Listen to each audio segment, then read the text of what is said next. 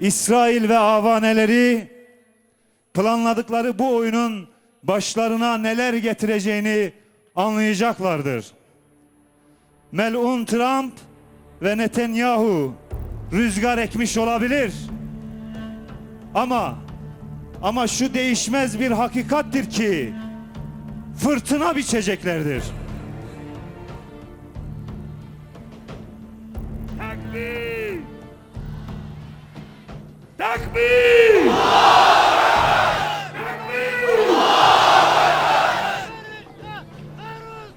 Evet, bu şuurla Peygamber Sevdalıları Vakfı ve Mustazaflar Cemiyeti'nin düzenlediği Kudüs Bizimdir mitingine hepiniz hoş geldiniz, safalar getirdiniz.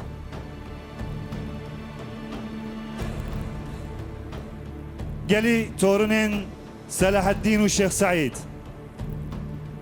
İro evciva kahan ve bebe bomba ul serseri zalimin siyoniste ve emperyaliste bitake inşallah.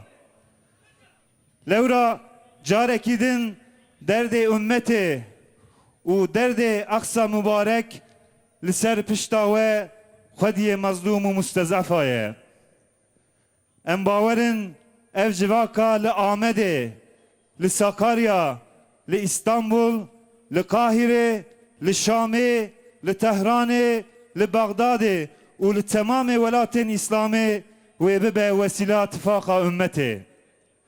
Hîle û desîsê Trump û Netanyahu wê li wan bibe tofan wan têxe binê cehennemê inşallah. Takbir! Takbir! Takbir! Allahu Ekber! Allahu Ekber! Allahu Ekber!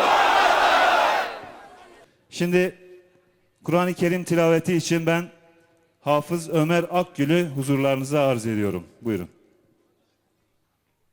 أعوذ بالله من الشيطان الرجيم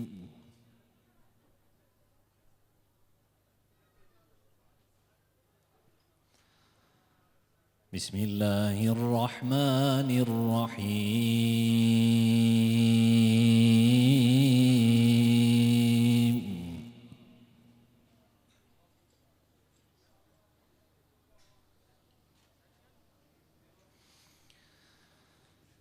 سبحان الذي أسرى بعبده ليلا من المسجد الحرام إلى المسجد الأقصى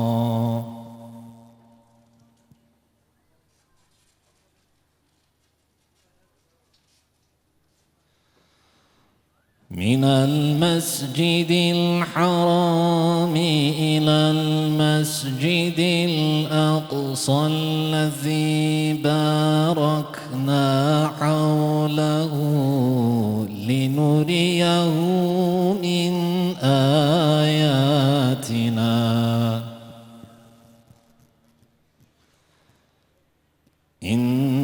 إنه هو السميع البصير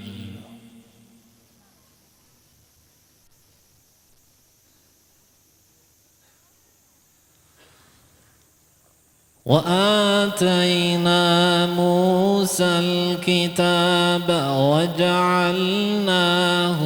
هدى لبني إسرائيل ألا تتخذوا من دوني وكيلا ذرية من حملنا مع نوح إنه كان عبدا شكورا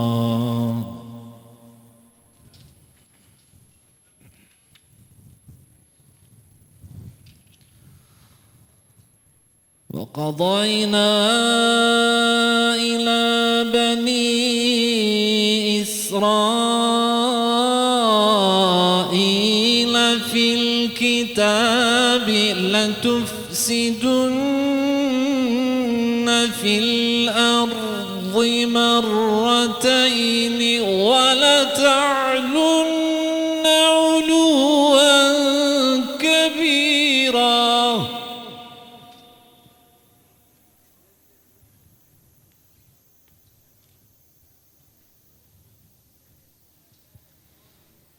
فإذا جاء وعد أولاهما بعثنا عليكم عبادا لنا أولي بأس شديد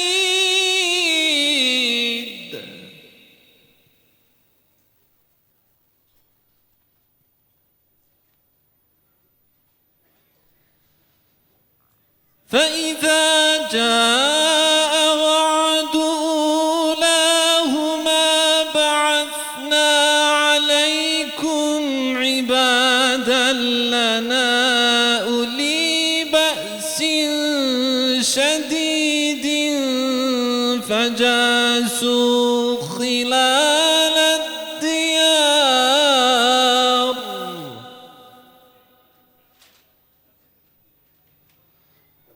وكان وعدا مفعولا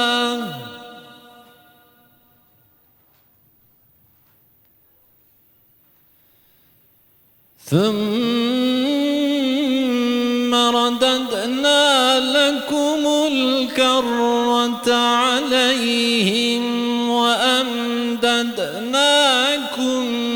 بأموال وبنين وجعلناكم أكثر نفيرا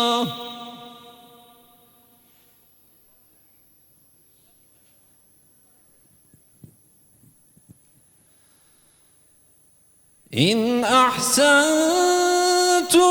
أحسنتم لأنفسكم وإن أسأتم فلها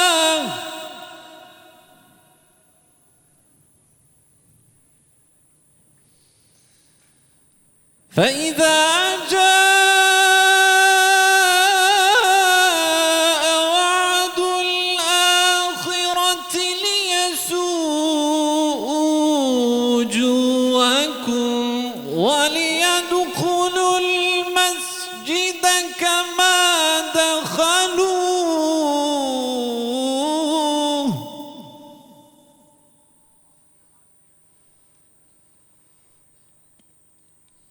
وليدخلوا المسجد كما دخلوه أول مرة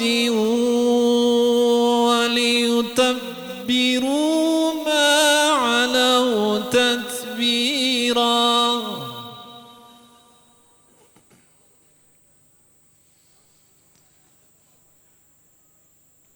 عسى ربكم أن يرحمكم وإن عدتم عدنا وجعلنا جهنم للكافرين حصيرا إن هذا القرآن يهدي للتي هي أقوم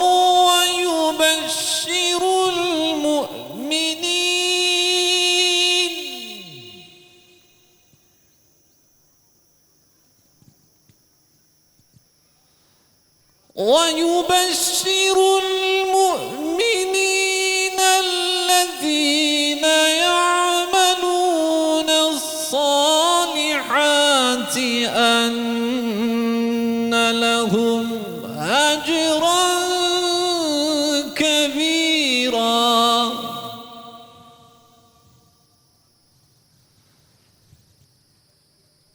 ويبشر المؤمنين الذين يعملون الصالحات أن لهم أجرا كبيرا وأن الذين لا يؤمنون بالآخرة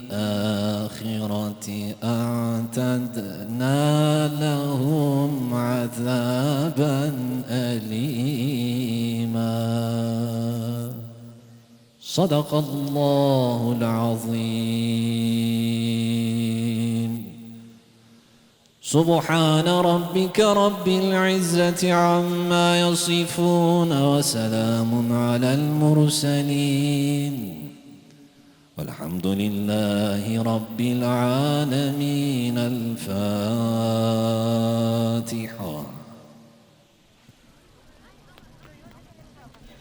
Böylesine soğuk bir günde bu meydanda toplandınız. Rabbimizden niyazımız inşallah burada toplanmanızı Filistin'de İsrail'e karşı cihat hayrına vesile kılsın diyoruz. Evet, demiştik ki yurt içinden ve dışından misafirlerimiz var. Sizleri selamlamak istiyorlar.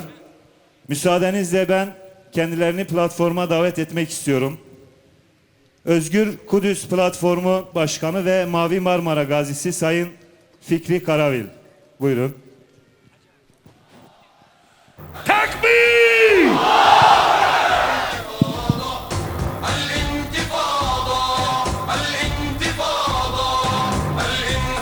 Evet. İhvan Şura Meclisi üyesi Sayın Mithat Haddad.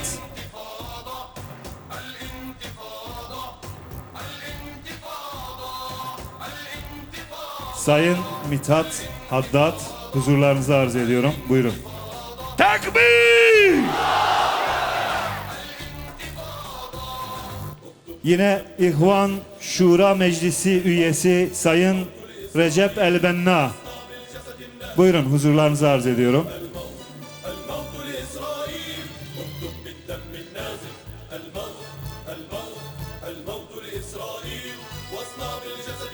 Takbir! Mısır Cemaati İslami yetkilisi Sayın Eşref Tevfik. Buyurun, huzurlarınızı arz ediyorum. Takbir! Yemen Islah Hareketi Başkan Yardımcısı Sayın Ahmet El Ukabi. Huzurlarınızı arz ediyorum. Buyurun. Takbir! Evet, şöyle alalım. İslami Cihat yetkilisi Sayın Halit Gavanma. Huzurlarınızı arz ediyorum. Buyurun.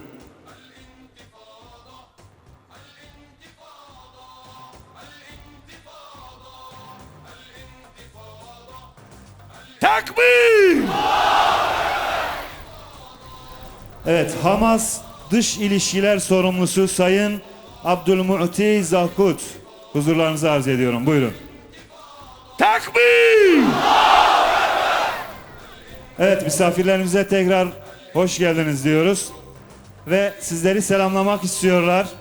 Şöyle kısa bir selamlama alacağız kendilerinden. Buyurun. Euzubillahimineşşeytanirracim. Bismillahirrahmanirrahim. Elhamdülillahi Rabbil alemin. Vessalatu vesselamu ala Resulina Muhammedin ve ala alihi ve sahbihi ve sellem.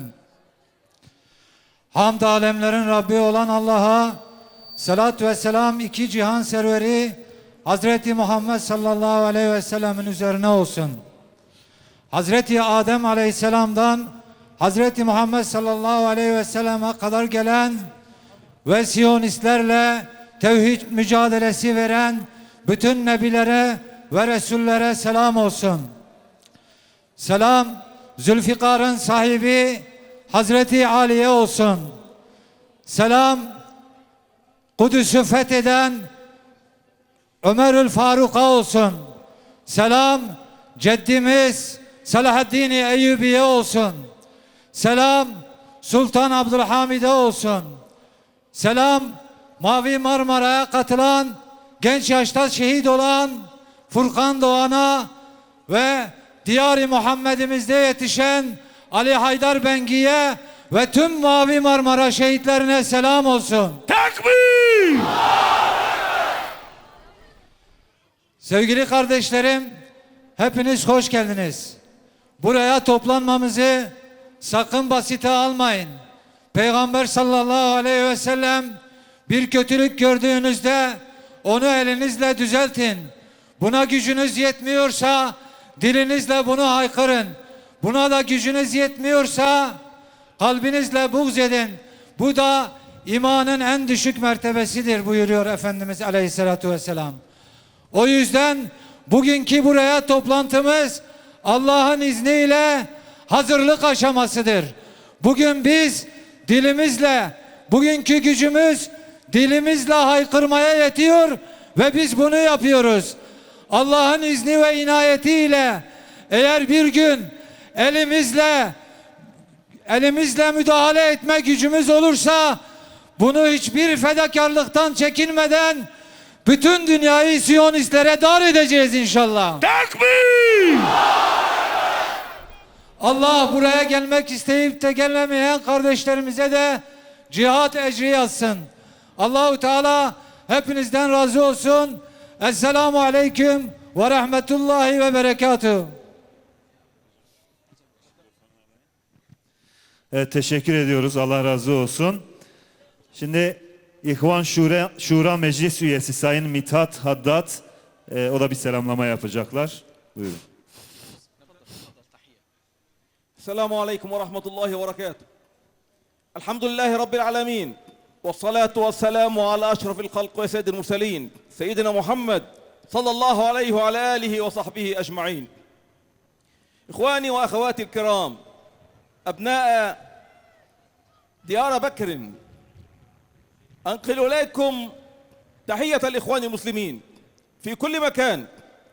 يا أيها الذين جاهدتم من قبل جاهد أجدادكم وأنتم حتى الآن إلى هذه اللحظة.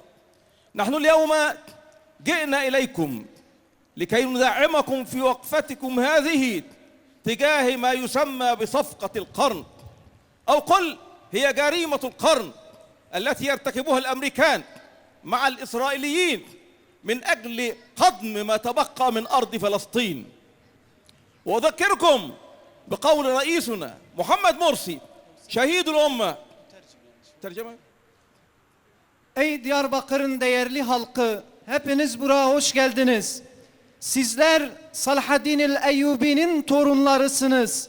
Nasıl ki dedeniz Selahaddin el-Eyyubi Kudüs'ü fethettiyse aynı şekilde sizler de buraya toplandınız. Bu asırda ihanet anlaşmasına karşı tepkinizi bu meydanlardan dile getiriyorsunuz. Ve bizler de İhvan-ı Müslümin olarak sizlere geldik. Sizinle beraber o anlaşmayı, ihanet anlaşmasını kabul etmediğimizi beyan ediyoruz. Takbir! أذكركم بقول رئيسنا الشهيد محمد مرسي الذي قال إن أرض فلسطين لأهل فلسطين وإن أرض القدس لأهل القدس ولا دخيل عليهم. هذه الدعوة دعوة الإخوان المسلمون تأسست منذ 1928. في العام التالي بدأ الشيخ الإمام العالم حسن البنا في كتابة كتاباته إلى الأمة المصرية والأمة العربية والأمة الإسلامية كلها، يقول لهم احذروا ما يحدث في فلسطين. فهم هذا من كتاب الله عز وجل لقول الله سبحانه وتعالى في سورة الأنبياء إن هذه أمتكم أمة واحدة وأنا ربكم فاعبدون. وقوله في سورة المؤمنون وإن هذه أمتكم أمة واحدة وأنا ربكم فاتقون. Evet, ben de şehit bizim reisimiz olan Muhammed Mursi'nin sizlere dediği gibi ben de burada onun bu sözünü sizlere naklediyorum. Filistin, Filistinlilerin toprağıdır. Kudüs, Filistinlilerin toprağıdır.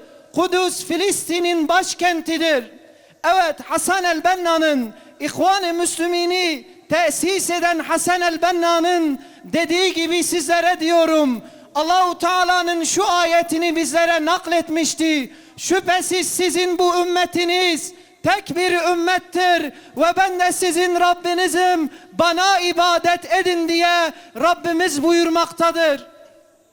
لقد قال الشيخ حسن البنا قضية فلسطين هي قضية الإسلام الأولى في جميع الدول الإسلامية، وجهز جيوش وأرسل عشرات الآلاف من المجاهدين إلى أرض فلسطين في العام 1948، وظل الإخوان على عهدهم في هذه القضية المركزية للأمة كلها حتى جاء الرئيس محمد مرسي. وعندما هاجم الإسرائيليون الصهاينة أرض غزة في عام 2012 منذ 8 سنوات، قال محمد مرسي إن مصر لم تعد كمصر سابقا، وإن العرب لم يعودوا كالعرب سابقا، واحذروا غضبة المصريين وغضبة قادة مصر. أقول هذا لكم أيها المجاهدون يا أحفاد صلاح الدين حتى تعلموا أن في الأرض من يقاوم هؤلاء الصهاينة ومن معهم ومن خلفهم من الأمريكان وغيرهم إلى أن تعود فلسطين إلى أرضها إلى أهلها بإذن الله. Evet, ben de şunu söylüyorum. Ustaz Hasan el-Benna'nın dediği gibi bütün Arap halkları, bütün Arap devletleri İsrail'e karşı çıkması lazım. Tek bir şekilde mücadele etmeleri elzemdir ve lazımdır. أكتفي لكم بهذا القدر وأقول إن مثل هذه الوقفة في ديار بكر ومثلها في إسطنبول ومثلها في باقي الأراضي التركية تحت قيادة الرئيس رجب طيب أردوغان الذي يقود الحملة الآن لوأد هذه القضية صفقة القرن أو جريمة القرن، إنما هذا واجب علينا جميعا نحن المسلمون لكي نقول للعالم أجمع لا لصفقة القرن. جزاكم الله خيرا وبارك الله فيكم والسلام عليكم ورحمة الله وبركاته. Evet. Çok teşekkür ediyoruz kendilerine, Sayın Mithat Haddad'a. Şimdi yine İhvan Şura Meclisi üyesi Sayın Recep El-Benna kısa bir selamlama yapacaklar. Buyurun. أعوذ بالله من الشيطان الرجيم بسم الله الرحمن الرحيم الحمد لله والصلاة والسلام على رسول الله وعلى آله وصحبه ومن والاه تحية كريمة مباركة لهذه الحشود التي التقت هنا على قضية المسلمين المركزية قضية فلسطين. تحية إلى الشعب التركي العظيم الذي يحتضن دائما قضايا الإسلام والمسلمين. تحية إلى الرئيس رجب طيب أردوغان الذي لا يتخلف إطلاقا عن نصرة الإسلام وقضاياه. أيها الإخوة الكرام، هذا الذي يسمى بصفقة القرن ما هو إلا الباطل الذي يراد تسويقه لنا على أنه الحق. على أمتنا أن تكون واعية. هذه الصفقة هي امتداد لوعد بلبر الذي صدر منذ قرن ونيف من الزمان. أيها المسلمون، هم يعملون ونحن نائمون بكل أسف. نرى أيها الإخوة الكرام، أيها الإخوة، نجدد عهدنا بإذن الله تعالى على أن نظل عاملين مجاهدين حتى تتحرر فلسطين كلها. تحية لحضراتكم والسلام عليكم ورحمة الله وبركاته. Hepinizi Allah'ın selamıyla selamlıyorum. Ey şu meydanı dolduran Diyarbakırlılar ve yine Türkiye'nin bütün bölgelerinde şu an meydanları dolduran bütün kardeşlerimizi selamlıyorum kardeşlerim. Aynı şekilde Cumhurbaşkanınızı da selamlıyor. Ondan da Allah razı olsun ve sizlerden de Allah razı olsun bu meydanları doldurduğunuzdan dolayı. Tekbir! Evet, Sayın Recep El-Benna'ya çok teşekkür ediyoruz. Mısır Cemaati İslami yetkilisi Sayın Eşref Tevfik, kendileri de kısa bir selamlama yapacaklar. Buyurun. السلام عليكم ورحمة الله وبركاته. تحية إجلال وتقدير وإعزاز وإكبار لأخواتنا المرابطات في بيت المقدس وأخواننا المربطين في بيت المقدس وأكناف بيت المقدس. تحية إجلال وتقدير للجمهورية التركية رئيسا وزعيما وحكومة وبرلمانا وشعبا عظيما مجاهدا. تحية لكم أيها الأبطال أحفاد صلاح الدين الأيوبي وأحفاد السلطان عبد الحميد. تحية لروح شهدائنا في ربوع فلسطين. تحية لروح الشهيد القائد محمد مرسي الذي قال لن نترك غزة وحدها. نعم، قضية فلسطين هي قضيتنا جميعا. تحية لكم يا من خرجتم ترفضون صفقة الشيطان وتعلنون أنكم ردءا لإخوانكم في القدس.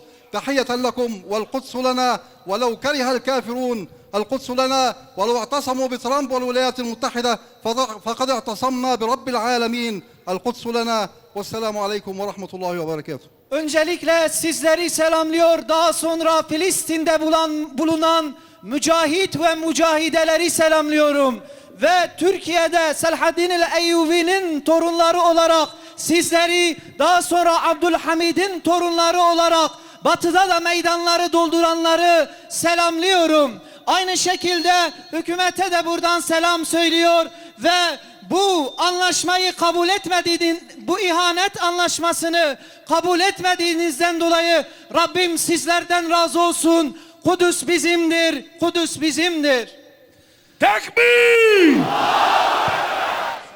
Evet, Sayın Eşref Tevfik hocamıza teşekkür ediyoruz.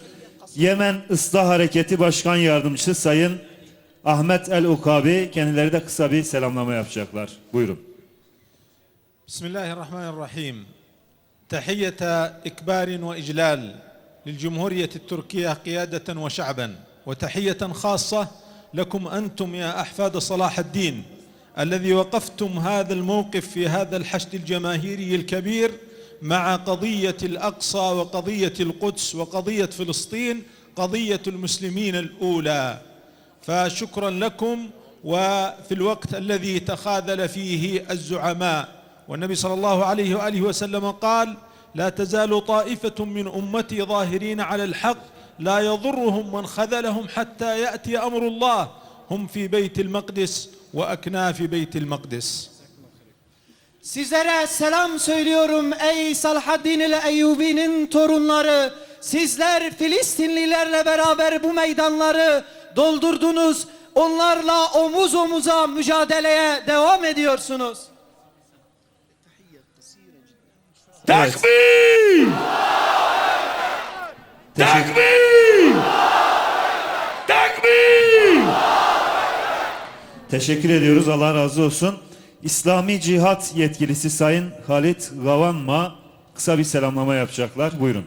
Tekbir! Tekbir! Tekbir! Allahu Ekber! Allahu Ekber! Allahu Ekber! La ilahe illallah! Muhammed Resulullah! La ilahe illallah! İsa Ruhullah! La ilahe illallah! Musa Kelimullah! La ilahe illallah! Amerika lanetullah! La ilahe illallah! İsrail lanetullah! Tekbir! Bismillahirrahmanirrahim. Esselamu aleyküm ve rahmetullahi ve berekatuh. نحييكم في هذه الوقفة الكريمة. يقول الله سبحانه وتعالى في الحديث عن الإفك: لا تحسبوه شرا لكم بل هو خير لكم. إن الخير ينبت ويكون من الشر. لا تحسبوه شرا لكم بل هو خير لكم. هذه الصفقة هي خير للأمة، خير لفلسطين، من حيث أن كل الشعب الفلسطيني اليوم يقف موحدا ضد هذه الصفقة، ضد هذه المؤامرة من أجل إسقاطها. كل الأمة تقف صفا واحدا من أجل إسقاط هذه المؤامرة على فلسطين. أنتم اليوم تحتشدون من أجل إسقاط هذه الصفقة. اليوم الجهاد الإسلامي في فلسطين وحركة حماس وكل الشعب الفلسطيني سيبقى درع الأمة وسيبقى رأس حربة الأمة في الجهاد حتى تحرير فلسطين وتحرير المسجد الأقصى، تحرير الأرض المقدسة. وأنتم أيها الأحرار وأحرار الأمة ستكونون رأس حربة الزحف نحو القدس ونحو تحرير فلسطين، زحفا زحفا حتى النصر. Bu duruşunuzdan dolayı sizleri selamlıyor ve sizlere teşekkür ediyorum. Şunu belirtmek isterim. Peygamber Aleyhisselatü Vesselam'ın hadisi şeriflerinde buyurduğu gibi sizin şer gördüğünüz bazı şeylerde hayır vardır. Bazen şerde de hayır çıkar. Bu ihanet anlaşması bizlere şer olarak gelebilir. Fakat bizler İslami cihad olarak, Hamas olarak Filistin'de bu anlaşmanın, bu ihanet anlaşmasının karşısında çıktık ve inşallah Filistin'i, Kudüs'ü özgürlüğüne kavuşturacağız. الموت لإسرائيل. Evet, İslami Cihat Yetkilisi Sayın Halit Kavanma'ya teşekkür ediyoruz. Şimdi Hamas Dış İlişkiler Sorumlusu Sayın Abdülmuhti Zahkut bir konuşma yapacaklar. Sözü kendisine bırakıyoruz. تكبير تكبير الله أكبر الله أكبر الله أكبر الله أكبر الله أكبر الله أكبر. بسم الله الرحمن الرحيم. أيها الإخوة والأخوات، كم هو عظيم أن نرى هذه الحشود تأتي مبكرا إلى هذا المكان في ديار بكر العزيزة، وتحت هذا البرد الشديد لتوصل صوتها إلى فلسطين وإلى ترامب وإلى نتنياهو. Ey Diyarbakır halkı, sizleri Allah'ın selamıyla selamlıyor. Bu soğuk havaya rağmen, bu kışa rağmen sizler bu meydanı doldurdunuz. Sizler Amerika'ya, Trump'a, İsrail'e şunu diyorsunuz: bizler bu ihanet anlaşmasını kabul etmiyoruz.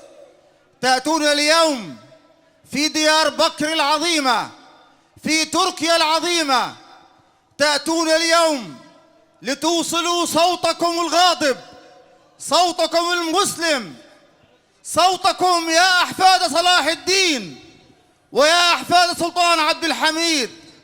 توصلوا صوتكم إلى أهلكم، إلى شعبكم المرابط في غزة، في القدس، في الخليل، في نابلس، لتقولوا لهم نحن معكم ولن نخذلكم.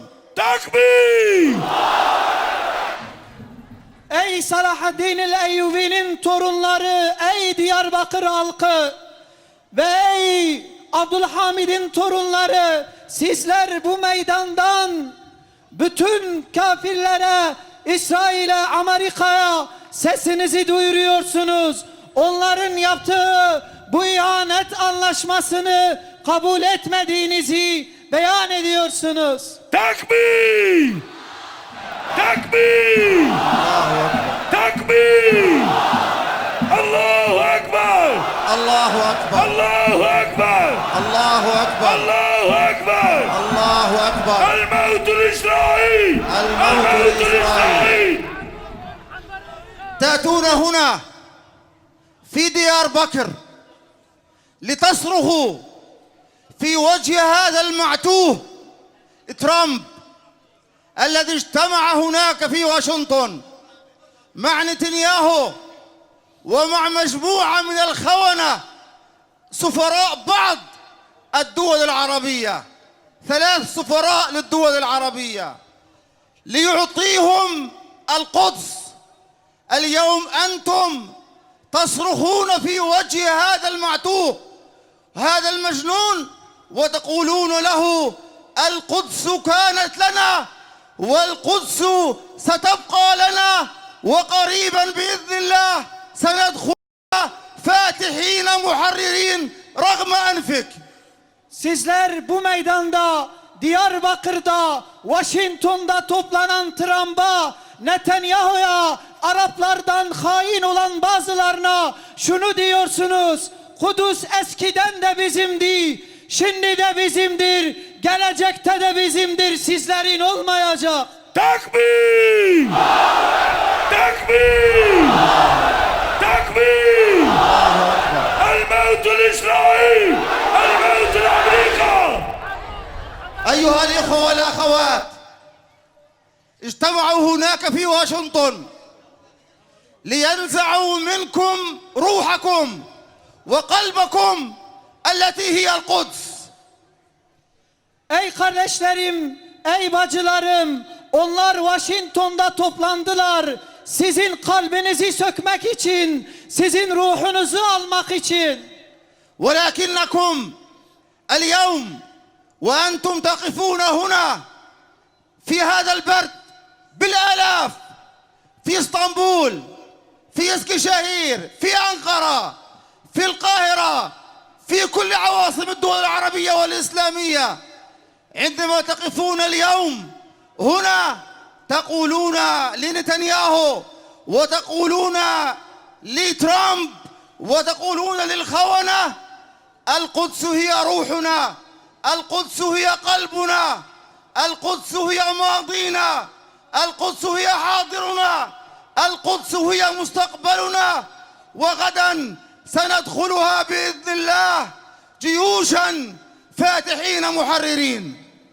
Evet kardeşlerim, sizler burada toplanmışsınız. Onlara, Netanyahu'ya, Trump'a, Araplardan hain olanlara şunu diyorsunuz: Kudüs bizim canımızdır, Kudüs bizim ruhumuzdur. İnşallah bizler Kudüs'e fatihler olarak gireceğiz. Kudüs'ü özgürleştireceğiz. Takbir! Takbir! Takbir! Allahu Ekber! Allahu Ekber! Allahu Ekber! أيها الإخوة والأخوات، نبعث لكم بتحية إعزاز وإجلال وإكبار من كل أبناء شعبنا الفلسطيني، من كل أطفال شعبنا الفلسطيني المجاهد، هذا الشعب العزيز الذي يقاتل منذ أكثر من 70 سنة، يقاتل دفاعا عن القدس، يقاتل دفاعا عن كل شبر من أرض فلسطين. هو اليوم يحييكم بقياداته، يحييكم من القائد إسماعيل هنية، من القائد زياد نخالة، من كل قيادات الشعب الفلسطيني المقاوم. تكبير! يحييكم ويقبلون رؤوسكم وأنتم تقفون في هذا البرد وينتظرونكم. نعم، هم ينتظرونكم لتأتوا إن شاء الله قريبا فاتحين محررين. Ey kardeşlerim, ey bacılarım, sizler bu soğuğa rağmen burada bekliyor, burada toplanıyorsunuz. Ve ben de sizlere Filistinli çocukların selamını getirdim. Filistinli mücahitlerin selamını getirdim. Takbir! İsmail Haniye'nin selamını sizlere getirdim. Takbir! İnşallah bu mekandan, buradan Filistin'e yürüyeceğiz. Filistin'e gideceğiz. تكبير! لا أريد أن أطيل عليكم. بارك الله فيكم، بارك الله في حضوركم هذا العظيم، هذه الصورة، هذه الأصوات، والله إنها تفرحنا وتثلج صدورنا وتفرح كل شعبنا الفلسطيني وتفرح كل أمتنا العربية والإسلامية، وتعطينا أمل بأن النصر قريب إن شاء الله. Ey kardeşlerim, sizin bu duruşunuz bizlerin kalbimizi ferahlatıyor ve sizin bu duruşunuz bizlere umut oluyor. İnşallah sizlere şunu diyorum: zafer yakındır, zafer yakındır, zafer yakındır. Takbir! Takbir! Takbir! الموت لإسرائيل الموت لأمريكا الموت لإسرائيل الموت لأمريكا جزاكم الله خير جميعا في ميزان حسناتكم. بارك الله فيكم والسلام عليكم ورحمة الله وبركاته. Allahu Teala hayrınızı kabul etsin. Kıyamet gününde bu mübarek amelinizi kıyamet gününde hesap defterinizde bıraksın. Rabbim sizlerden razı olsun.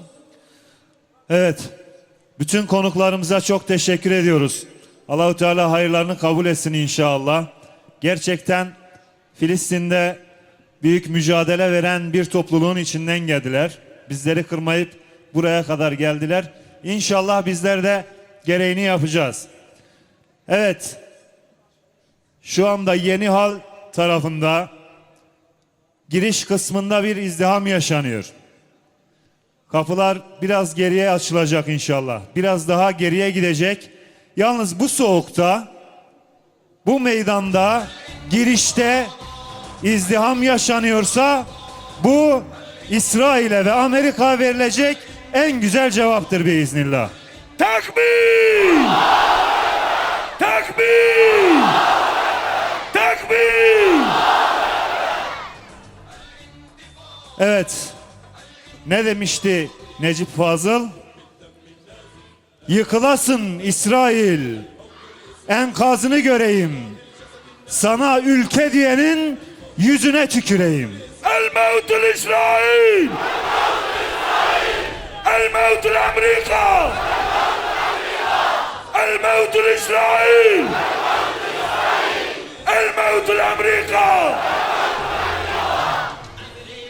Evet, konuklarımıza tekrar teşekkür ederken Özlem Ajans sanatçılarını Kudüs'le ilgili marşları seslendirmek için platforma davet ediyorum. Buyurun.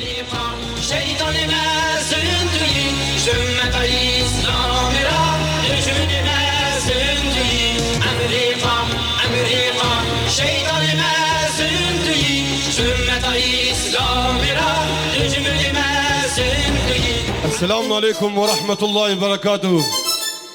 Biz zamanında küfre hesap sormak için gemileri yakmışlarız. Bizler zamanında küfürden hesap sormak için putları yere serdik. Yumruklarımız her daim sımsıkı göklerde oldu. Bugün yine inşallah Kudüs için canımızı seve seve vermeye hazırız. Takbir!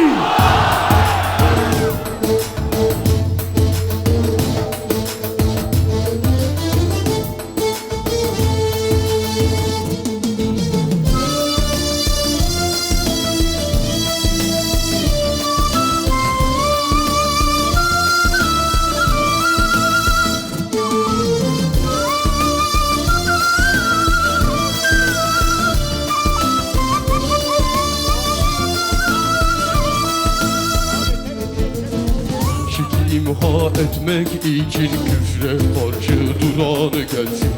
Gerçek dosta yarmak için şevkiyle fırkıran gelsin. Bedi hakka bakmak için Mevlasını bulan gelsin. Nur tacını takmak için hakka kurban olan gelsin. Dini hakim kılmak için şehadete kanan gelsin. Şer'i düzen kurmak için hak yolda can veren gelsin. Küfe darbe vurmak için kan gölünden gelen gelsin. Bu yolda can vermek için kurban olmak isteyen gelsin.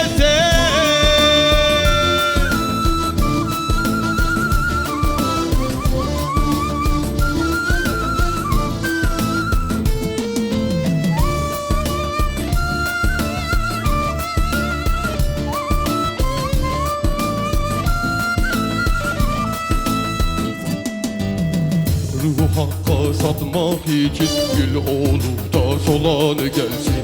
Nifakları atmak için kalbi nurla dolanı gelsin. Şehadete koşmak için cengaverim diyeni gelsin. Engelleri aşmak için kandan libası giyeni gelsin. Kıyam üze durmak için bu yolda baş koyan gelsin. Muhammed'e varmak için bu çağrıyı duyan gelsin. Şehir yolda cihad için terki dünya diyen gelsin. Dünyaya nur satmak için la ilahe illallah diyen gelsin.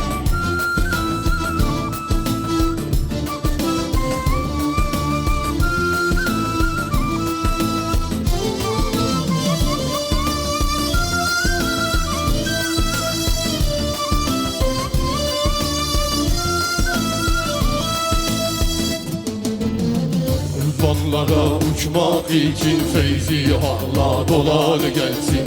Zulme karşı durmak için gelir oğlu akan gelsin. Küfre hesap sormak için gemileri yakan gelsin. Putu yere sermek için yumrukları sıkan gelsin. Zulme yüzü germek için tağutları yıkan gelsin. Putu yere sermek için ölümlere koşan gelsin. İntikamlar almak için seller gibi kakan gelsin. Kıyamlara kalkmak için gözü kara olan gelsin.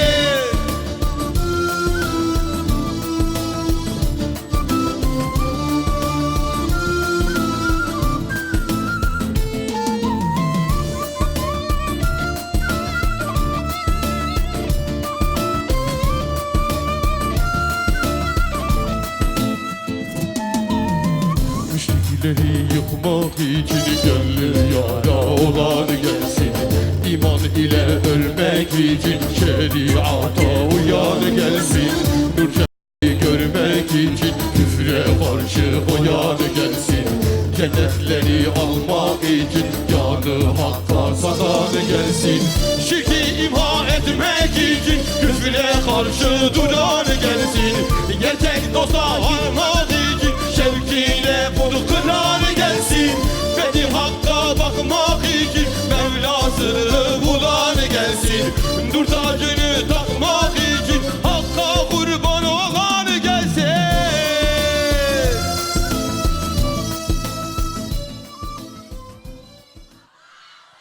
Takbir! Takbir! Takbir! Allahu Ekber! Allahu Ekber! Allahu Ekber! Ama tevbe rabejin Amerika Amerika şeytan mazın tuy Amerika Amerika düşmene mazın tuy Takbir! Takbir! Takbir!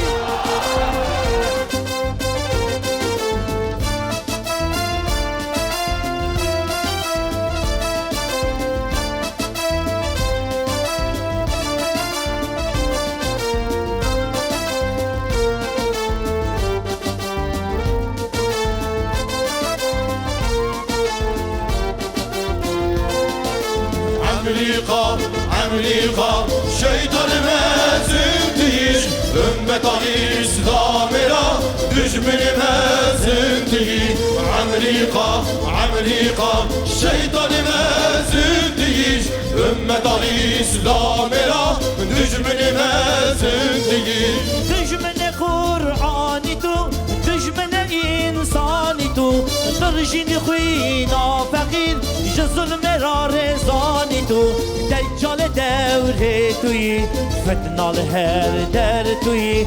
Deccal devre tuyi, fetnal her der tuyi.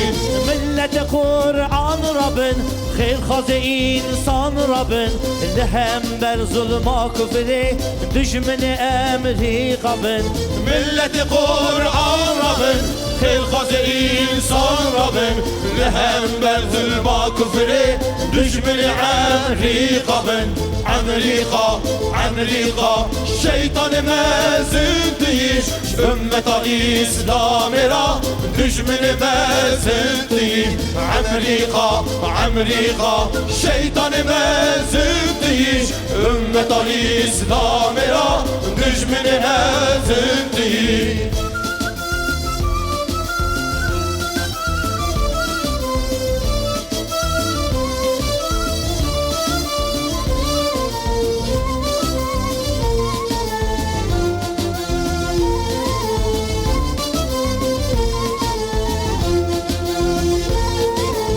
Amerika, Amerika Şeytan mezundiş Ümmeta İslamira Düşmeni mezundiş Amerika, Amerika Şeytan mezundiş Ümmeta İslamira Düşmeni mezundiş ويشلك باب دف عيش اخوتيني لهم ملت جار ونظام تفدد كشتن بهم خوين رجا دنيا توي عسكر شيطان توي خوين رجا دنيا توي عسكر شيطان توي ملت جار هون ربن بك زوار هون ربن لهم بالرجما كفري دجمن امري قبل ملت جار هون ربن بك سوار هون ربن لهم برد ما كفري دجمن عمري قبل عمريقا عمريقا شيطان مازنديش أمة إسلامنا دجمن مازنديش عمريقا عمريقا شيطان مازنديش أمة إسلامنا دجمن مازنديش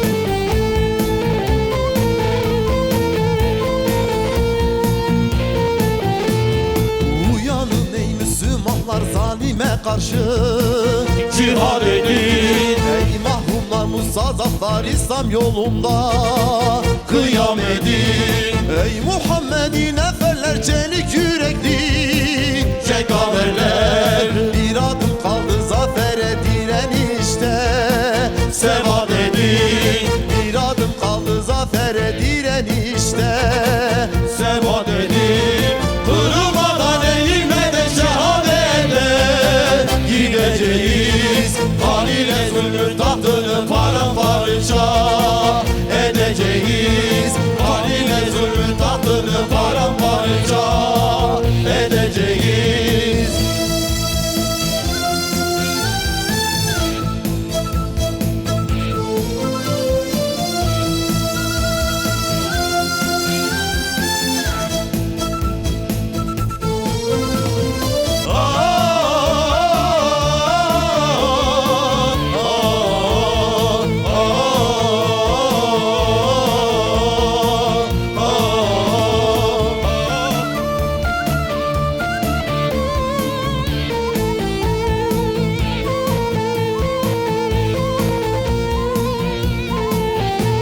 Şehitlerin hanımları, anaları, bacıları Allah yolunda verdiğiniz ataları, hacıları Müslümanın direnişti mücahide, bacıları bitecek kutlu doğumun acıları, sancıları bitecek kutlu doğumun acıları, sancıları kırılmadan eğilmeden şehadete gideceğiz Haliyle zulmün tahtını paramparça edeceğiz Haliyle zulmün tahtını paramparça edeceğiz Kırılmadan eğilmeden şehadete gideceğiz Haliyle zulmün tahtını paramparça edeceğiz Haliyle zulmün tahtını paramparça edeceğiz Takbir! Takbir!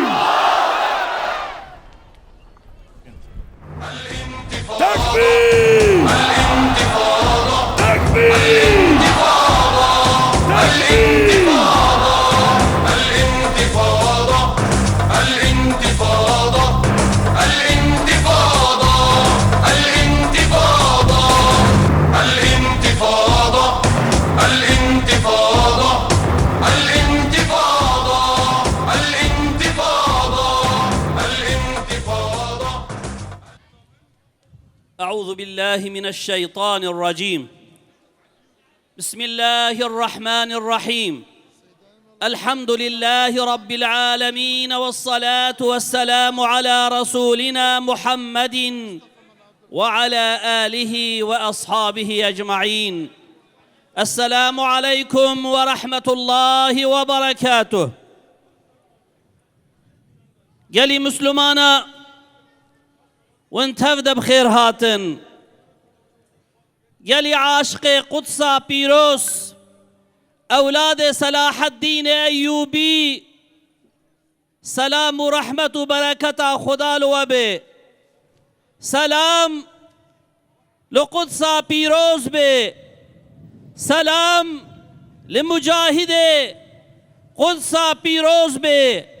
سلام لتمام شهداء اسلام به، خاصة وانه کجبو قدس شهید دبن. گلی مسلمانا، گلی خویش کو برا ام ایرو وجیبک کی بجیتینن، یعنی امیرو امر دین خو بجیتینن. امیرو نساد ججبوکو ام آلیکاریا خوا جمجاهد قدسه را اعلان بکنم لفرن. لورا قدس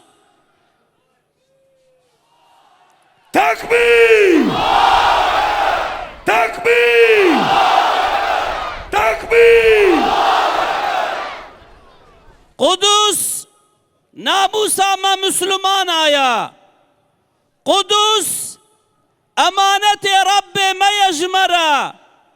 قدس قبل ما اولا. قدس جه معراجيا.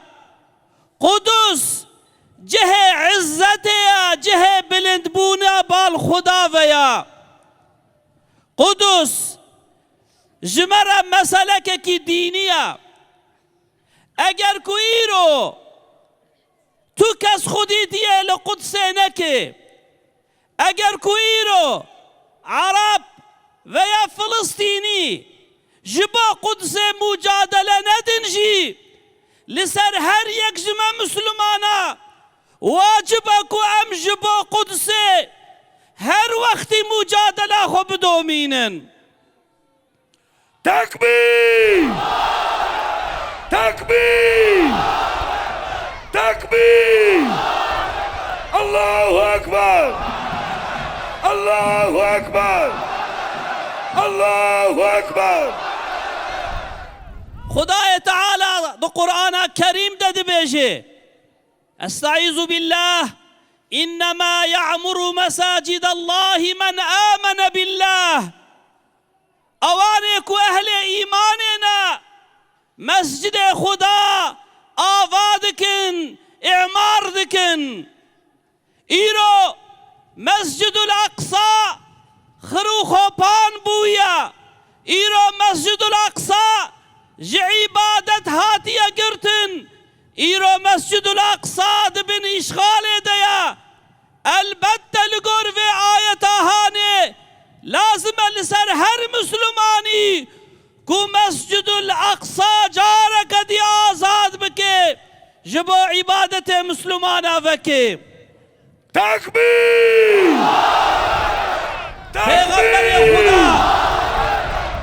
پیغمبر خدا علیه الصلاة والسلام دبے اوتوه فصلوا فيه فإن لم تأتوه وتصلوا فيه فابعثوا بزيت يسرج في قناديله. دبي هر القدس لمسجد الأقصى دا لماج بكن. اگر ونچن لماج نكنجي جباكو دا قنديل قدس دور شوطان دن زيت هجر بشينن.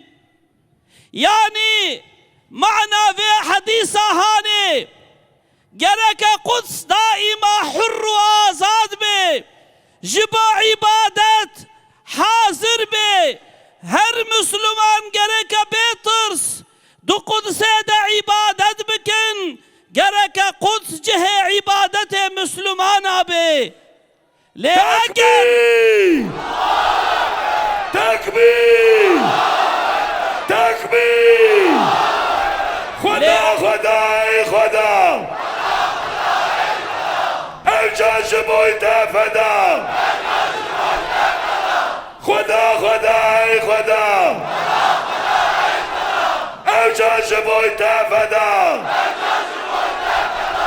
تكبير اگر گوین نچن قدس المجنه کنجی آلی کاریه بکن جبا کول مشته دوره کرن اگر ون نکار بن هرن قدس ای گلی مسلمانا اگر ون نکار بن هرن لوی دره بسیونیستار جهاد بکن آلی کاریه پیره بکن آلی کاریه پیره بکن جبا کو قدس جبا عبادت وره فکرن الموت لإسرائيل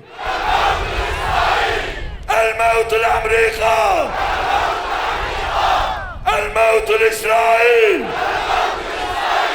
الموت لأمريكا گلی مسلمانا پیغمبر خدا حدیث کی دیده دبیجه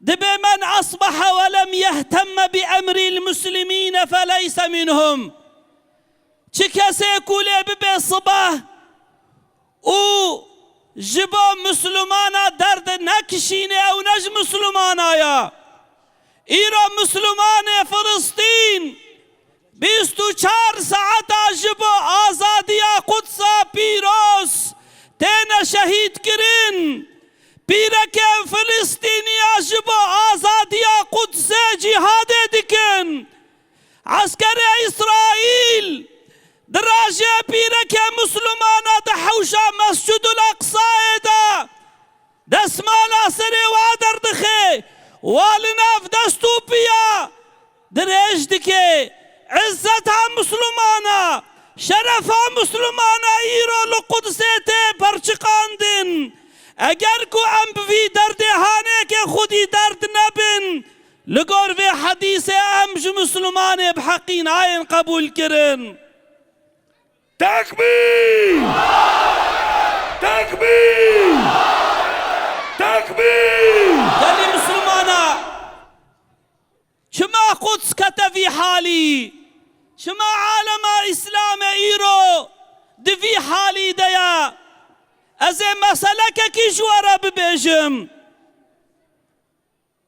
1906 تاریخ عسكر اسرائیل دو قدسه دا آگیر بدخه قدسه دا شوطین مسجد الاقصى دا شوطین المسجد الاقصى باشبقان اسرائیلی و تاریخ دبیجه دبیوه شفه خوج ترصى بجعفة منكت أزنا رازهم من دقو ويد في شفيدا جيشار آلية دنياي مسلمان ويد شار آلية إسرائيل ده هجوم إسرائيل بكن الموت لإسرائيل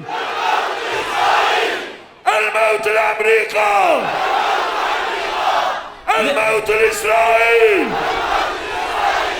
الموت لأمريكا أما دبيل مبو صبح أو ترشتك وأجاد ترصيان بسري من نهات دبي من قو جيرو بيدا من باور كركو أم إسرائيلي أم تشبكن أم كاربن بكن لو را ما فهم كر كو أمتا إسلام دخودة يا بلي إسرائيل سيونيستا أمريكا تمام عالم كفر جبوزان إيرو أمت خوديا قدس دفروش هفدو قدس هدية هفدو دكن اگر كو جيا كتيا مسلمانا ترسيا بونا ونوري بونا في اجتهانه كي بكن قالي مسلمانا جعالية ديفا أزيد حمي سالا نشاني وبدم سلطان عبد الحميد رحمة خدا لبي دو وقت خدا کو دولت آوید بن تهلوکه دبو دو وقت کی زور دبو تکلیفک لها تکرن جيرا قوتن عرض فلسطين هنا كي بفروشما أما دولتها تشترى تحكيم بكن وأما دينة تجي بتمامي أما دينة تبدن سلطان اف جواب جواره قو هاي ها قدس نيامنا قدس مال تمام مسلمان آيا قافكو از عرض قدس بفروش موا از چاوا جواب الحضور ربي خو بدم تكبير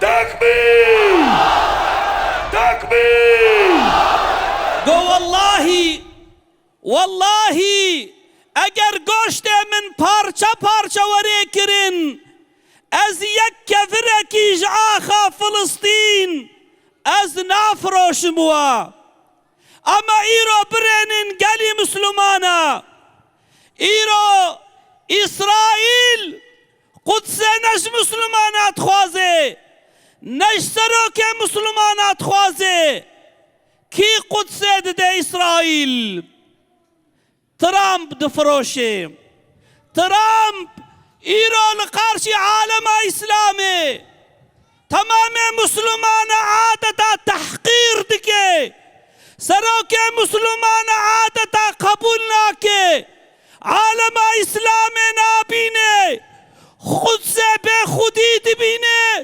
جباوی قاسی درد کھوے حضور دنیا ہے عادتا حنک خب محمیاد کے حنک خب تمام عالم اسلام دکے وقدس دے اسرائیل تكبير تكبير تكبير لا إله إلا الله محمد رسول الله لا إله إلا الله إسرائيل لعنة الله لا إله إلا الله أمريكا لعنة الله قدس ناموسا میں مسلمان آیا ام جبو خاطر بوستک عرضا خوا ام میراج افد کشن ام خاطر کو بحینکی لکوچککی مدکوه ام قتل عامد ناف هفده دکن ام جبو خاطر تشتكي هندك بصالو زمانا نيارتيه بهفره دكن اما ايرو قدس تفروتن اما ايرو قدس تشغال كرن اما ايرو قدس جبا عبادت مسلمانات منع كرن اما دنگ مدرناك هوي ام حالا بإسرائيل رنيارتي ناكن بسيونيستارا بأمريكا رنيارتي ناكن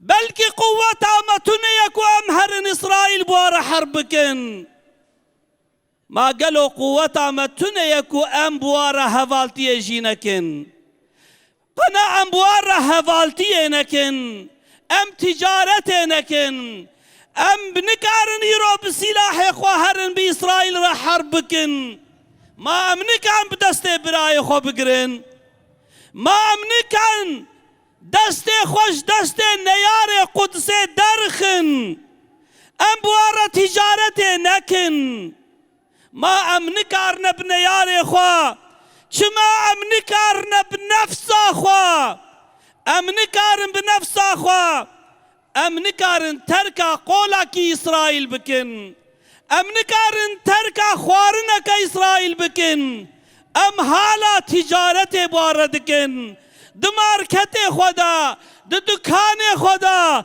دمال خدا ام نيار خو بقوت دكن ام نيار خو خواي دكن اما ام بدف خود بقحر وصن إسرائيل گلی مسلمانا خدا بوی شکلی نیاره خوا قهر ناکه فرمولا قهر بونا اسرائیل فرمولا هلاک بونا سیونیستا بیکیتیا مسلمانا یا خدا فرمول دیکیتیا مددانیا قدس چاوهات فتح کرنش طرف صلاح الدین ایوبی دا چو وقتا کو مسلمان ترک کرد عرب چرکس به تمام عرق خوا دانین دورکی به دست هفگرتن و هجومی سر اسرائیل کرن قدس آوا بو جبروی قاسی چار جار کدی تره جبا آزادیا قدسه جار کدی چار براتیا جار کدی تره چارا کو ام دتشتا بکن اسرائیل یهودیش دتشتا فهم دکن جترسه جمرنه و جبرچی بونه روشا کو ام دست خوش تجارت و بکشینن بوارا مال نکرن و نفروشن ام امبارگو دینن سر مال اسرائیل و جاد دواجی گاوا کو ام روح جهاده دناف خدا زیده بکن والله و قدس آزاد ببی جبروی قاسی ایرو ام هات نفر نكون بيشن ولا ما وظيفة خوش با قدس بجياني ام دشنا مالي ام نهاتنا غازا مسلمانا درخن ام هاتنا کو ام درسا جهاد جاره کدی علام بکل قارشی نیار قدسه ام هاتنا هفدو شیار بکن ام هاتنا وظیفه خوب بیرا هفدو بینن و جوه ساعته و پیوا ام دست بعیشه خوب بکن او عیشه کو قص پیته خلاص کرن انشاءالله خدای تعالی جو تفد راضی به خدای تعالی قدسه پیروز ببراتی اما بجهاد اما بفداکاری اما خدای تعالی قدسه آزاد بکن انشاءالله السلام عليكم ورحمة الله وبركاته تكبير تكبير تكبير الله أكبر الله أكبر الله أكبر لا إله إلا الله محمد رسول الله لا إله إلا الله عيسى روح الله لا إله إلا الله موسى كلم الله لا إله إلا الله إسرائيل لعنة الله لا إله إلا الله أمريكا لعنة الله تكبير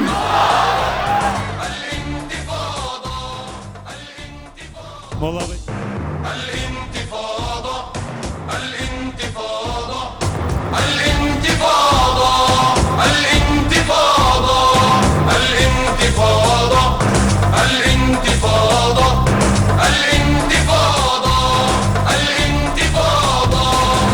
الانتفاضة الانتفاضة الانتفاضة السلام عليكم ورحمة الله وبركاته انت بخيرات سرچاور هاتن سلام لتا ای قدس باجار پیغمبرا خدا تکریه پیروز لأمت دهر دورا ابراهیم تا آوا کر سلیمان تا جیوار کر صلاح الدین رزگار کر وک خالد و عمرا تا به هفرا میبین ای قدس ای اقصا تا به هفرا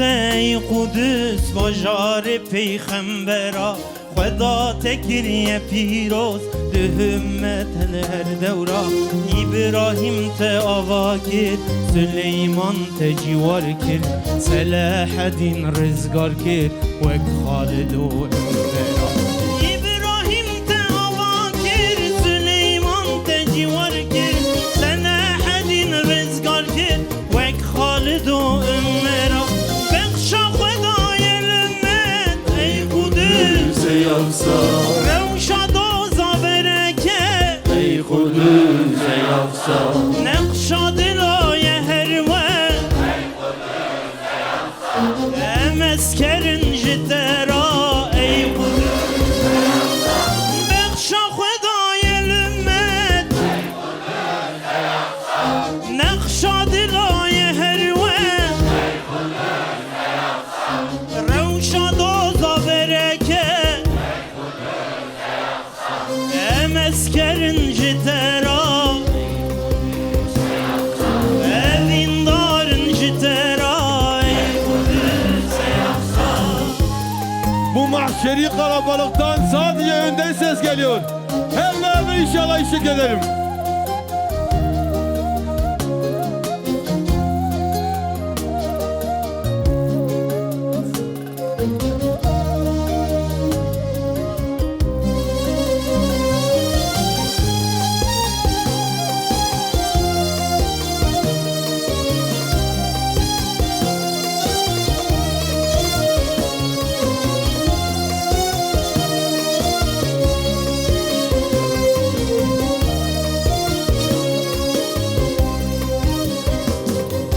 پیغمبر زکریا بکره خانه جاندان خوینا وان رجیا لباتج خدارا باجار باجار امهاتن جبوت جنگ فلاتن بیمان و خباتن ریزو ریام اقصا باجار باجار امهاتن جبوت جنگ فلاتن بیمان و خباتن ریزو ریام اقصا بخشا خدای لمت نقشا دلای هروه روشا دوزا برکت امسکرن جترا بخشا خدای لمت روشا دوزا برکت نقشا دلای هروه مسکرن جترا evin darın jitera Lehember cürma tağuta daimen Allahu Ekber. Liber zulma zalima daimen Allahu Ekber. Allahu Ekber.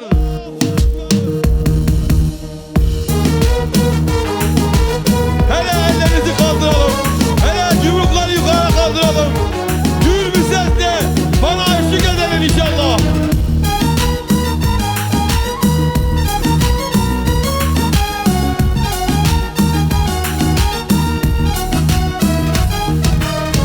Lehember cürma tağuta berhaydan Allahu Ekber. Liber zilma van zalima serhildan Allahu Ekber. Em ticar serna tevinin em askeri Hüseyin'in Kerbelayim him buyinin em dibin Allahu Ekber. Em ticar serna tevinin em askeri Hüseyin'in Kerbelayim him buyinin em dibin Allahu Ekber. Lümeydana bükirinin her dibin Allah Allah Allahu Ekber. Takbir! Takbir! Kudüs ammeye, Kudüs bizimdir. Kudüs emo. Allah mehena, el kudsu lena.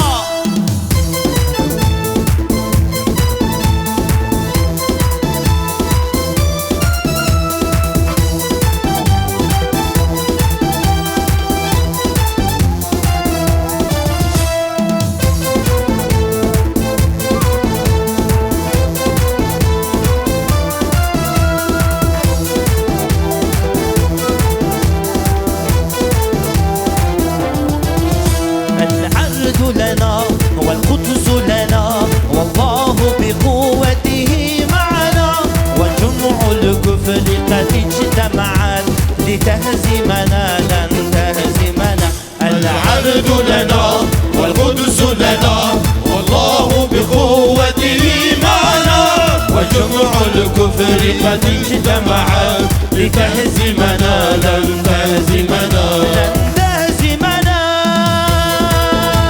والأقصى ينتظر سلاحا فالله الله أشاوسنا والأقصى ينتظر سلاحا فالله الله أشاوسنا والأقصى ينتظر سلاحا فالله الله أشاوسنا والأقصى ينتظر سلاحا فالله الله أشاوسنا العرض لنا والقدس لنا والله بقوته معنا العرض لنا والقدس لنا والله بقوته معنا وجمع الكفر قد اجتمع لتهزمنا لن تهزمنا العرض لنا والقدس لنا والله بقوته معنا وجمع الكفر قد اجتمع لتهزمنا لن تهزمنا تكبير تكبير تكبير الله أكبر الله أكبر الله أكبر بسم الله الرحمن الرحيم الحمد لله رب العالمين والصلاة والسلام على رسولنا محمد وعلى آله وصحبه ecmaîn. Aziz ve muhterem kardeşlerim, kıymetli bacılarım, bu soğuk kış gününde, bu dondurucu rüzgarda, yüreklerinin ateşiyle meydanı ısıtan aziz kardeşlerim, selam olsun hepinize. Allah'ın selamı, rahmeti, bereketi, mağfireti üzerinize olsun inşallah.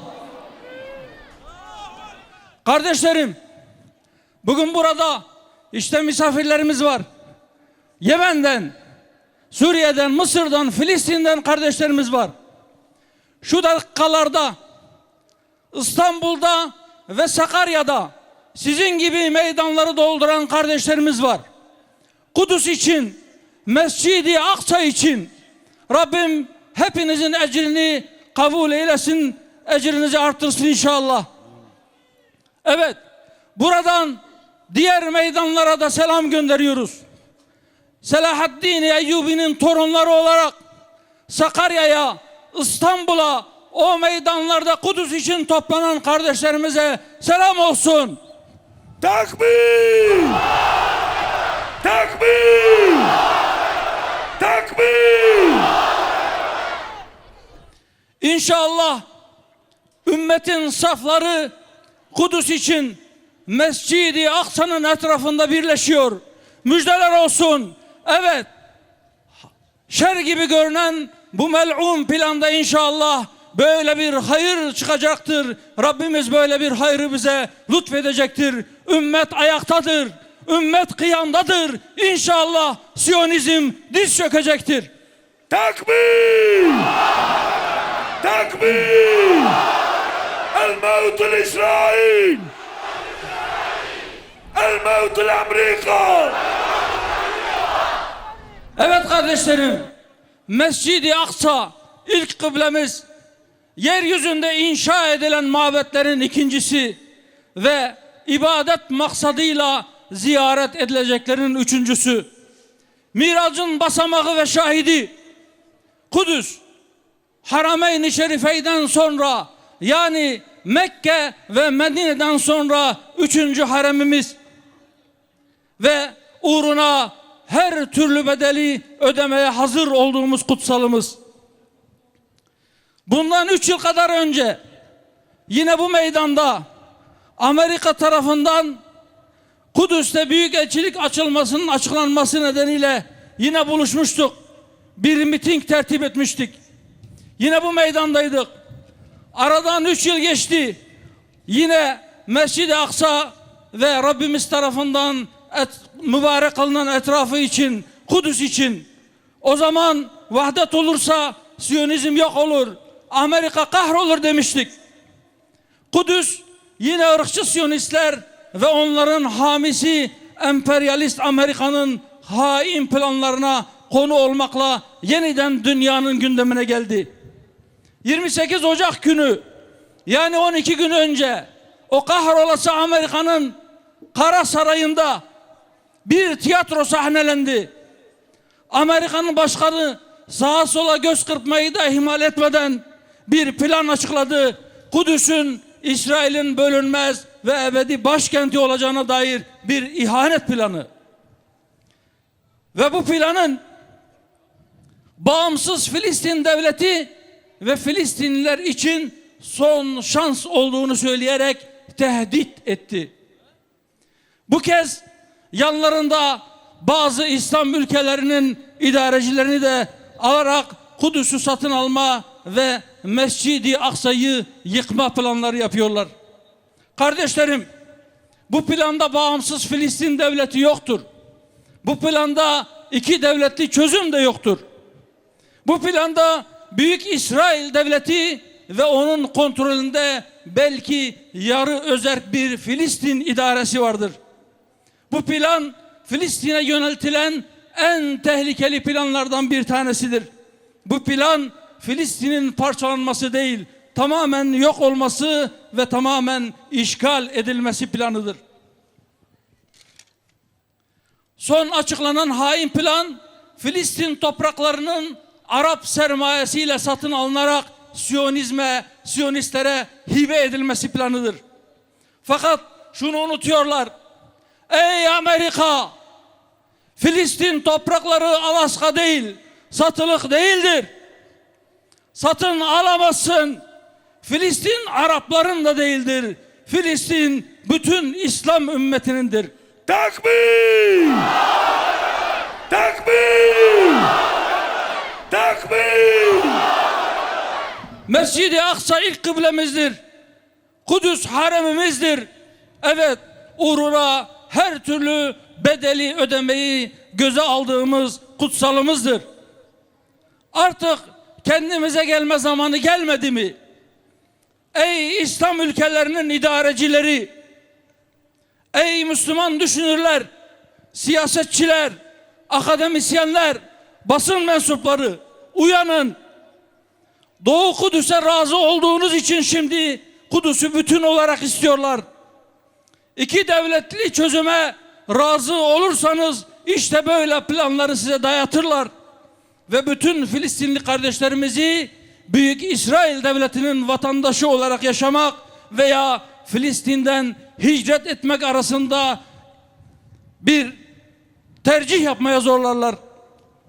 Kudüs düşerse Kahire, Bağdat, Ankara, Beyrut, Amman düşer. Kudüs düşerse Tahran, Hartum, Diyarbakır, İslamabad ayakta kalamaz. Kudüs düşerse yarın Allah muhafaza Mekke'ye, Medine'ye de göz dikecekler. Takbir! Takbir! Takbir! Kudüs ümmetin izzetidir. Kudüs esaretten kurtulmadıkça ümmet içinde bulunduğu zilletten kurtulmayacaktır. Kudüs hürriyetine kavuşmadan ümmet hürriyete ve rahata kavuşamayacaktır. Kardeşlerim, neden bugün? Aslında Kudüs Siyonistlerce işgal edildiği 1967 yılında bölünmez ve ebedi başkent olarak ilan edilmişti. Ve Amerikan Meclisi tarafından da 1995 yılında Siyonist işgal rejiminin başkenti olarak tanınmıştı. Peki neden? İşgalin üzerinden 53 yıl geçtikten sonra bugün bu planı hayata geçirmeye karar verdiklerini düşünmemiz gerekmiyor mu? Cevap aslında çok basittir. Ümmet hiç bugünkü kadar birbirine düşmemişti. ve acı gerçek. Kudüs'ün Hazreti Ömer'den sonra ikinci Fatihi Selahaddin Eyyubi'nin veciz ifadesiyle dostlarıyla uğraşanlar düşmanlarıyla savaşamazlar. Bugün Yemen'de insanlar açlıktan kırılıyor. Irak'ta insanların evleri başlarına yıkılıyor. Suriye'de hastanelerin üzerine bombalar yağdırılıyor. Akdeniz savaştan kaçanların mezarlığına dönmüş, kıyılarına İslam ümmetinin bebelerinin cesetleri vuruyor. Bu bombalar, bu yıkımlar, yakılan bu fitne ateşinin amacı Aksa'nın esaretinin devamını sağlamaktır kardeşlerim. Bugün bir avuç Siyonist rahat uyusun diye Kürdün, Türk'ün, Arap'ın, Acem'in arasındaki sorunlar çözümsüzlüğe sürükleniyor. Aralarında fitne ateşleri körükleniyor. Biz Müslümanlar olarak, ümmet olarak bu oyunu görüp bozmadığımız müddetçe kendi aramızdaki sorunları adalet temelinde çözmeden Aksa esaretten kurtulamayacak. Kudüs hürriyetine kavuşamayacaktır. Kudüs özgür olmadan da ümmetin arasındaki bu kan ve gözyaşı bitmeyecek. İslam ümmeti rahat yüzü görmeyecektir. Sizler ey Kudüs için dua etmekten başka elimden bir şey gelmez diyen kardeşlerim, Kudüs bizim birinci gündemimiz olmalı ve bu sürekli bir hal almalı. Ara sıra geçici olarak başka bazı gündemler öne çıkabilir, ancak bu durumda bile Kudüs asla gündemimizden düşmemeli. Ey Müslüman kardeşlerim, hangi ülkede yaşıyor olursanız olun, ey dünya Müslümanları, ey İslam ümmetinin evlatları, yaşadığın ülkeyi idare edenlerle ilişkinin nasıl olacağı konusunda ölçülerinin en önemlilerinden biri seni idare edenlerin Kudüs'e karşı bakış ve yaklaşımı olsun. Şiarlarımıza, sembollerimize, hassasiyetlerimize ihtiram göstermeyene biz de saygı duymayacağız. Özgür Aksa'da birlikte namaz kılma hayalimizi yıkmaya yeltenenlerin yıkılışı için elimizden gelen her şeyi yapacağız. Kudüs davamıza ihanet edenleri hepimiz hain ilan etmeliyiz. Siyonizmin işgal planlarına destek verenleri de Siyonistler gibi düşman bileceğiz. Siyonistlere uşaklık edenlere de bir çift sözümüz var. Onlara şöyle diyoruz: ey Kudüs'ü herhangi bir şehir zanneden akılsızlar! Ey Filistin'i üzerinde geçimlikler bulunan herhangi bir toprak parçası zanneden zavallılar! Ey meseleyi iş ve aş olarak tarife yeltenen, refah için barış diyen hainler! Eğer bir şeyleri satılığa çıkaracaksanız kendi koltuklarınızı ve saraylarınızı satılığa çıkarın.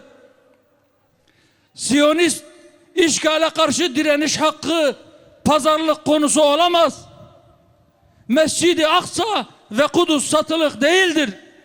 Yurtlarından edilmiş muhacir Filistinlilerin dönüş hakkı ellerinden alınamaz. Takbir! Takbir! Takbir! Allahu Ekber! Allahu Ekber! Allahu Ekber! Ey İslam ümmetini idare eden hükümetler! Madem terör devleti diyorsunuz, gereğini yapın. Fiiliyatınız ile söylemleriniz birbiriyle uyumlu olsun. Evet, İsrail diye bir devlet yoktur.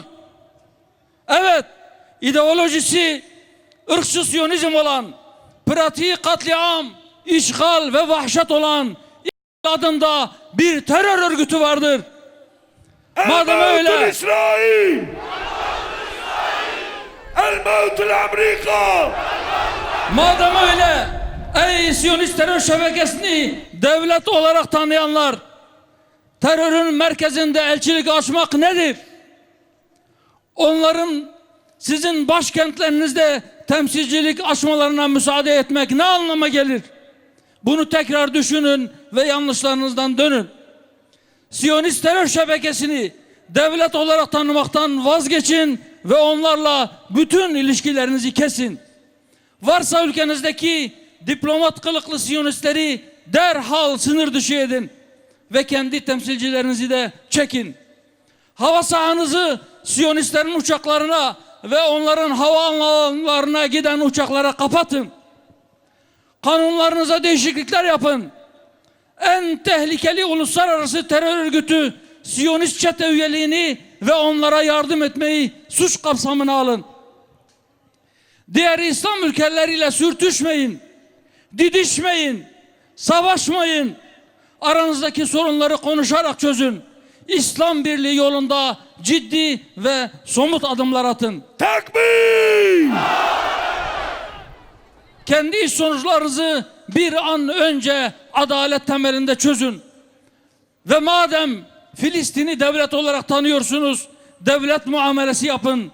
Filistin devleti ile askeri işbirliği anlaşmaları imzalayın. Filistinli kardeşlerimize her türlü askeri eğitimi verin. Bunların hepsini yapmak mümkündür. Ama önce inanmak lazım. Siyasi, kanuni, hukuki, iktisadi, akademik, kültürel ve toplumsal yollarla Siyonistlere karşı topyekün bir mücadele başlatılmalı ve bu mücadele Siyonist işgal bitinceye kadar sürmelidir. Evet, Aksa'nın esaretten kurtulması için öncelikle ümmetin, yani bizlerin buna inanması lazım. Fakat şunu unutmamalıyız. Aksa bizim gündemimizden asla düşmemelidir. Aksa esaretten kurtulursa sorunlarımızın biteceğine inanmamız lazım. Sorunlarımızın temel kaynağının Siyonistlerin fitneleri olduğunu unutmayalım ve unutturmayalım. Ve hep birlikte inşallah duaya amin diyelim. Ey Rabbimiz! Kudüs'ü özgürleştirmeyi gündeminin ön sıralarına alan, Kudüs için uykusuz kalan, Kudüs için kafa yoran ve güç biriktiren, esbaba iyice tevessül ettikten sonra gözünü kırpmadan oradaki mazlumları kurtarmak için harekete geçen kullarının zümresine hepimizi ilhak eyle. Amin. Ya Rabbi, Peygamberimizin emanetini, Hazreti Ömer'in ve Selahaddin Eyyubi'nin mirasını yeniden gül sularıyla yıkayıp temizlemek için bizlere azim ve gayret ver. Amin.